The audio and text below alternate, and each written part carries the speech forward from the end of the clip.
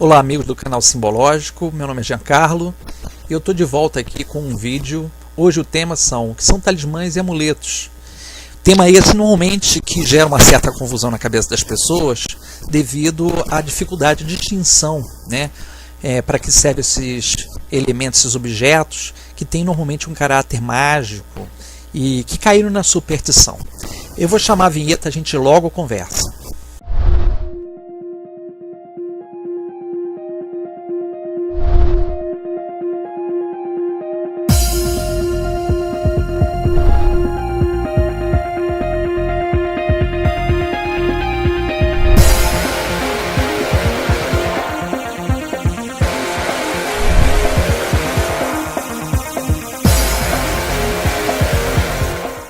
Falar de talismãs e amuletos é falar de elementos que você normalmente se apropria com o fim de proteção ou de atrair alguma coisa para você. Normalmente, claro, coisas boas, benefícios, benesses. E a distinção é muito importante como forma de você atribuir o valor ao objeto. Nós temos uma infinidade de elementos, eu vou fazer aqui, na verdade, uma pequena relação, um rol, onde a gente vai apresentar alguns deles, tanto a talismãs como os amuletos, dando um caráter mais simbólico de qualquer forma. Não falar desse tema, a gente tem que primeiro entender a origem de cada uma das palavras, né? O termo amuleto vem do latim amuletum, que era a poção, né? Uma espécie de preparo que tinha uma função de proteger o portador contra algum feitiço, veneno, alguma coisa que pudesse atingi-lo. Então isso também tem um caráter mais superstição, né, do que qualquer outra coisa. Ao passo que a palavra talismã, que vem do francês talismã, né, que está relacionada a sortilégio, mas o termo ele tem uma origem um pouco mais antiga, que é do grego talismã. Talismã é, na verdade, a substância, o fluido universal que unifica, que integra todas as coisas no universo, né? É o elemento moldador. Seria uma espécie de mana dentro do conhecimento mágico. Então, o amuleto ele tem uma função muito mais de defender o portador, enquanto que o talismã tem uma função de atrair para o portador condições para ele poder ter bem-estar, saúde, sorte, abertura nos caminhos, ter de repente segurança, ter paz de espírito, enfim. Aqui a distinção deve ser realmente entendida e o amuleto ele tem mais um caráter muito mais mágico, enquanto que o talismã ele tem um caráter magnético. Então o amuleto ele está, na verdade, calcado numa estrutura muito mais mágica. Normalmente alguns dos amuletos mais conhecidos dentro do meio mágico está presente em anéis, correntes, em pontos riscados no chão, né, que podem se converter também, eu vou falar mais para frente, na forma de sigilos, pantáculos, pentáculos, tá, que são na verdade símbolos mágicos com uma função de evocar ou invocar espiritualmente. Então é interessante pensar que o amuleto tem muito mais uma função de garantir ao portador o seu trabalho espiritual, enquanto que o talismã ele tem muito mais uma função de dar ao portador as condições para ele viver bem e ele tem o poder de entrar nesses certos círculos, certos ambientes sem ser atingido por qualquer tipo de força, seja psíquica, espiritual, magnética, qualquer uma das forças, né, que existem dentro do universo. Então, essa distinção faz com que cada um deles tenha um propósito. Normalmente os amuletos eles são confeccionados, são na verdade construídos pela mão humana, enquanto que o talismã é um elemento que você às vezes retira da natureza. Tem coisas que estão também constituídas, né, objetos que são criados, mas são inspirados muito na natureza, né? Enquanto que os amuletos eles têm uma função mais de se basear na geometria, principalmente a geometria sagrada, né? De trabalhar em cima de números, em cima de letras, em cima de palavras, principalmente assim do alfabeto hebraico, do alfabeto grego, né? que tem esse teor exatamente de selar e proteger o indivíduo. Então, dentro da visão da criação do amuleto e do talismã, como eu disse para vocês, o amuleto ele pode ser forjado. Ele tem uma função muito mais de defender o indivíduo. Tá? Então, essa característica do amuleto é fazer com que o indivíduo esteja protegido contra qualquer malefício. Por isso que muitas vezes ele pode ser tirado, né, do elemento corporal, ou seja, você tem um objeto como um pingente, um anel, uma corrente, um chaveiro, né, e ser projetado dentro de um ambiente, né, no chão, ou num quadro, né, num tecido, com a função exatamente de selar. Você já tem que trabalhar com oráculo, muitas vezes tem um tecido com símbolos, que tem uma função exatamente de amuleto. E o talismã, ele, como eu falei para vocês, ele não é normalmente forjado magicamente. Ele é tirado da natureza, ou inspirado na natureza, e ele tem um caráter exatamente de imantação. Ele tem um caráter menos mágico e muito mais de imantação. Então ele trabalha em cima mais da intenção do indivíduo. Né? O indivíduo visa, por exemplo, uma sorte, um bem-estar de saúde, né? Ele vencer alguma prova, algum desafio, ter abertura de campo em alguma situação específica. O talismã vai propiciar isso de uma forma bastante interessante, bastante incisiva. Né? E aí nós temos aqui algumas estruturas dos talismãs, por exemplo, que podem ser utilizadas simbolicamente da forma que a pessoa achar mais apropriado, porque na verdade isso tem muito a ver com a construção do pensamento em que esses objetos ganharam ao longo dos séculos. Né? Nós temos um triângulo aí que obedece essa relação. O primeiro é a superstição, né? Então a superstição ela deu também um valor, cunhou um significado para esses símbolos. Né? Nós temos as tradições, que normalmente vêm dos ritos, dos mitos, né? Das várias lendas que foram constituídas ao longo dos séculos. Né? E nós temos o valor imagético, que normalmente é atribuída à função da imagem. Então, por exemplo, vou pegar para vocês aqui o escaravelho, que é muito encontrado no Egito Antigo, que tem uma associação com o deus Khepra, né? Que é a cabeça do escaravelho no corpo de homem, que simboliza exatamente a boa saúde e vida longa. Lembra que o escaravelho no Antigo Egito, ele tinha uma associação muito forte com o Sol, o caminho do Sol no céu, né, que percorria no céu. Como o escaravelho faz ao pegar uma bola de esterco, uma bola de argila, né, e ele vai rolando, muitos, às vezes pode chegar a quilômetros, para ele poder depositar em determinado local ali as suas larvas, e aquela larva alimentasse aqueles elementos que estão presentes naquela bolota de esterco, uma bolota de argila, alguma coisa que esteja ali presente que possa alimentar a larva. Né?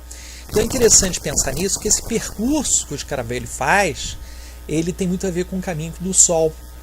E isso é um elemento bem natural, assim como, por exemplo, a serpente é um elemento natural. Vocês vão ver, por exemplo, certas plantas também que tem uma função de talismã, e tem plantas que têm uma função também de amuleto, assim como tem pedras que têm uma função também de amuleto e talismã. Né? Cristais, certas pedras semi-preciosas têm essa característica. Então a gente pega primeiro o coração aqui, né? E os antigos acreditavam, principalmente os egípcios, que o coração era o lugar onde a alma estava presente. Né? Está associado muito à coragem, por isso que o prefixo cor, que tem a ver exatamente com o coração, dá origem à palavra coragem. Então é um elemento, é um símbolo que ele pode representar aqui a atração da força espiritual e felicidade, mas também o alívio, né, interior, a afetividade, né, atrair condições para as relações. Lembro que a ideia que está por trás dos talismãs é a ideia exatamente da atração pela intenção. É diferente do amuleto, que o amuleto ele tem uma força própria, ele tem uma autonomia que trabalha, né, através de uma plataforma mágica. Então é bem diferente do talismã, que na verdade ele também ganha muito status por imantação, pela caracterização do seu usuário, né? Aí temos a serpente logo a seguir, que tem muito a ver com a sabedoria, né? E conhecimento e inteligência, né? Que tem muito valor de iniciação, né? Então a serpente tem a ver com a questão do conhecimento, tem a ver com a inteligência, mas em algumas culturas também tem a ver com a transcendência espiritual pela sexualidade. E isso é interessante porque a serpente, ela também pode representar a cura, ela pode representar a iniciação espiritual e pode representar também a força sexual. Assim, a gente tem a serpente Kundalini, como na tradição hindu, né? Na tradição de conhecimentos sânscritos e até búdicos, né? Que a serpente tem muito a ver com a questão da superação espiritual. O pentagrama, quando ele é puro, quando ele não está cunhado por símbolos, né? Como letras, números e alguma coisa que o integra, ele tem um caráter muito mais talismânico do que de amuleto, né? Então ele tem muita representação contra as energias nefastas, né? E normalmente o indicador se você coloca ele dentro de um círculo fechado, ele representa muito mais fechar o circuito da pessoa. Se você tira o círculo e deixa as pontas para fora, representa atacar, ou seja, de atingir, né, as energias negativas que estão à volta. Então, dentro do círculo representa mais defesa, fora do círculo representa mais ataque. Então, ele, quando está dentro do círculo, ele pode ter um caráter, sim, de amuleto também, embora ele muitas vezes tenha a característica de talismã para proteger contra certos malefícios. Mas normalmente ele atrai o equilíbrio das forças cósmicas, né, simbolizando exatamente a quinta essência, os 4 elementos da natureza, o fogo, a terra, a água e o ar, e a ponta extrema do pentagrama, apontando para o alto, que é o éter, né, a quinta essência. Nós poderíamos também falar dos 5 elementos na tradição chinesa. Nós temos o fogo, nós temos a água, nós temos o ar, nós temos o metal e nós temos a madeira. Então, é um pouco diferente da tradição ocidental. O número 13 também, ele é considerado bem assim, aziago em algumas tradições, por exemplo, cristã, porque você tem a simbologia da Santa Ceia, onde você tem Cristo com os 12 apóstolos, sendo que Judas é representado pelo número 13, né, aquele que trai, né? Então a simbologia está aí relacionada. E o 13 ele também acaba sendo associado de uma forma negativa, porque, por exemplo, no tarô ele está relacionado ao arcano da morte. Então as pessoas associam automaticamente a perda, seja material, a perda de saúde, a perda de bem-estar, né, aí relacionada. Então é um número que, por exemplo, o Zagalo, ele associa a sorte. Então ele sempre, naquela Copa de 94, né, ele falava muito daquela coisa do 13, e o Brasil, por uma condição ou outra, por uma questão de merecimento, sorte ou alguma outra coisa, ele ganhou aquela Copa em 94. Então o número 13 tem muito a ver com essa questão da superação, da sorte, do bem-estar, que pode ser material. Ele pode representar prosperidade para uns, mas pode ser aziago para outros, né? A cruz ansata, que está relacionada à cultura egípcia, é a cruz da vida, né? Da fertilidade. Está relacionada a conhecimento, poder e abundância, mas ele está relacionado também à parte da fertilidade. Então é utilizado para pessoas que estão moribundas, para pessoas que estão que precisam renascer, sair da casca, né, do ser e crescer, se desenvolver, ganhar mais consciência. Então temos aí a cruz da matéria, né, através dessa Vesica Piscis, dessa mandorla ou dessa figura que representa a vagina cósmica, né, que tem muito a ver com a simbologia feminina, porque também está associada a Ísis, enfim. A ideia aqui desse talismã é conceder ao indivíduo o poder da vida, né, e abundância. Já a cornucópia, que é essa normalmente é associada a um chifre, né, que saem frutas, moedas, né, grãos, não importa muito, está associada à cabra Almateia, que foi a cabra que amamentou Júpiter no período que ele ficou escondido do pai, que é Saturno. Está relacionado à questão da jovialidade, da abundância, da sorte, da prosperidade, aí designado. Então é interessante pensar como é que esses símbolos, na verdade, eles também vieram de influências, de lendas, influências de mitos ao longo dos séculos. Aquela história de você, por exemplo, colocar 2 moedas, uma em cada olho do morto, a ideia que está por trás disso, porque a tradição greco-romana designava que o morto precisava atravessar o rio Estígio, o rio dos mortos, e Caronte, que era o barqueiro que recebia as almas, ele tinha que ser pago. Então colocar 2 moedas, uma em cada olho, né, do morto, era uma forma de desse morto pagar o Caronte a fazer a travessia para o mundo de Hades, né? Aí quem não botava moeda estava condenado a vagar infinitamente, como uma espécie de, entre aspas, dar uma penada. Então são mitos, né? São simbologias que, na verdade, elas incorporam histórias bem interessantes aí, né? Aí nós temos o outro símbolo aqui interessante, conhecido, que é o trevo de 4 folhas, que está associado a São Patrício, na Irlanda, e está relacionado também ao equilíbrio das 4 forças, né? Na matéria. Matéria nesse sentido de constituição do mundo concreto, né? Então fala de fortuna, fala de felicidade, fala de boa sorte, né? Mas também a arrumação dos 4 planos, o físico, o mental, emocional e espiritual. Então tem muito a ver com essa questão de desimpedimento, de autorrealização, né? De concretização na vida da pessoa. Já o sino, ele foi criado originalmente não para chamar fiéis para a igreja, né? Ou para fazer necessariamente uma sinalização, mas eles eram colocados no topo das igrejas para afastar os espíritos negativos, né? Ele parece ter um caráter de amuleto, mas ele é um talismã porque o sino, também na sua frequência e vibração, quando aquele som é emitido, ele muda o padrão energético da pessoa. Então a pessoa passa a também ter um pouco da sua energia limpa a partir da influência sonora desse objeto, né? Assim como um gongo é utilizado em certas culturas, né? Nós temos os sinos tibetanos, temos os sinos de cristal. Então é um elemento que realmente trabalha numa frequência. Já a lua crescente está associada à maternidade, está associada a Ísis, né? Também tem uma simbologia por trás disso.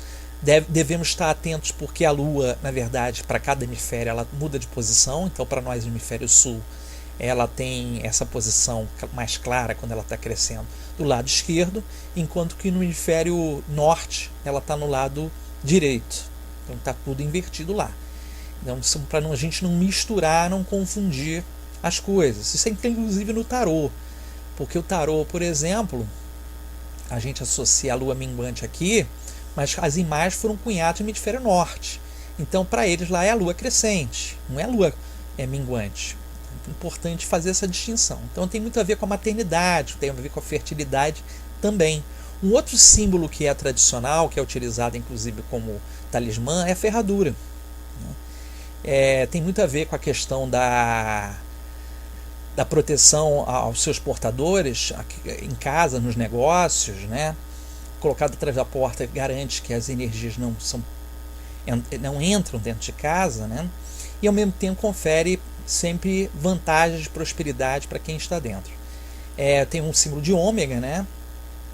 E a conclusão, a ômega é a última letra do alfabeto grego, e simboliza uma das letras de Deus. O alfa e o ômega estão associados exatamente à imagem, né, do divino. Então tem muito a ver com a questão de recursos, né, de prosperidade. Essa figura aberta representa exatamente acesso. Já a flor de lótus, que está ligada à Índia, né, ao budismo, está relacionada ao bem-estar, à pureza de intenção e às crianças. E representa a elevação da consciência, a proteção espiritual também, né? Então é bem interessante. Já a chave, né, está associada à força e à inteligência e à abertura de campo. Então a chave normalmente representa acesso, desimpedimento dos caminhos, a pessoa está com um caminho aberto para poder realizar, empreender, desenvolver. A chave tem essa característica. Simbolicamente, ela representa a permissão e o acesso ao universo que a pessoa decidir, né? Aí temos alguns amuletos aqui que eu separei. A figa, que tem a relação com a cultura africana, que originalmente tinha a ver com a questão da cópula, porque esse polegar colocado entre o indicador e o médium simboliza exatamente a penetração. Então tinha muito a ver com a questão de boa relação sexual, fertilidade, né? Uma família protegida, uma família produtiva, mas também tem a ver com a proteção contra maus espíritos e energias negativas, a má sorte, as forças maléficas. Tem esse caráter também, né?